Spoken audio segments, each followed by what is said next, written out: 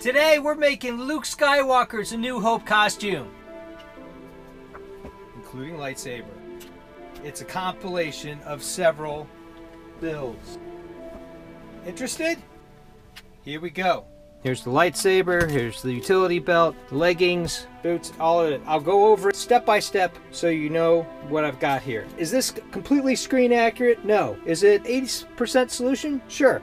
And it probably costs $10 for this, $15 for the boots, another $10. This was $25. Maybe $60 for this costume so far.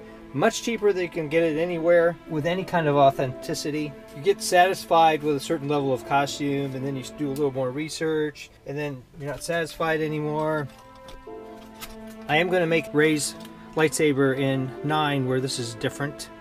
And she doesn't have a loop here, and she has some sort of hook arrangement where she slides it on. Just look for that as a future build. The shirt is a regular gi. Depending on the lighting, it can be like this, and maybe this is Luke's out in the desert on Tatooine. He's been working out in there, and that's what it looks like. I showed how I dyed this. I kind of like the more weathered look. This is a really thick cotton gi. This is a thinner cotton gi. This one, to me, is more authentic because it's got Tatooine dust on it. Pants are pretty simple. I think I got them at Costco. Just a really thin, almost a sun kind of pants, brownish khaki. And if you go and put that with the gi, this one or the other one, it's a real nice match. I'll go a little more traditional and go with the white gis. Leggings. I just use Ace bandages, so I'll show you how I set this up. They're a little baggy on the top, picture of Mark Hamill, so I'm fine with that. I tuck the laces in and I tuck the pants in, and then I just take this Velcro. I'm gonna start here and I'm gonna just go around the back and just wrap it around.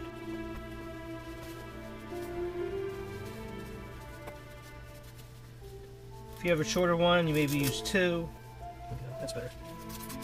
Legging comes right up to the bottom of the knee.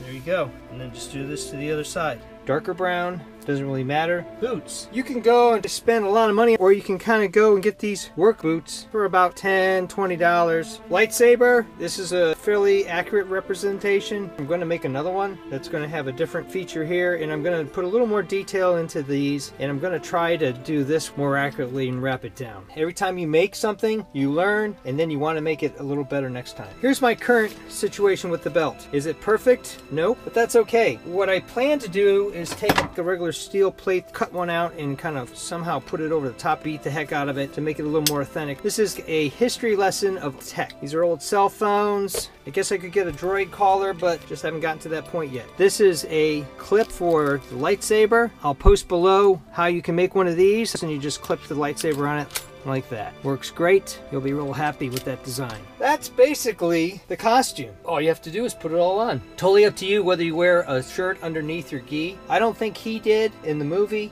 Some people are more modest. It's totally up to you. Get the belt extra large, because once you start putting utility things on it, it's gonna be a little thicker. I make a lot of costumes and props. Let's put that to the side.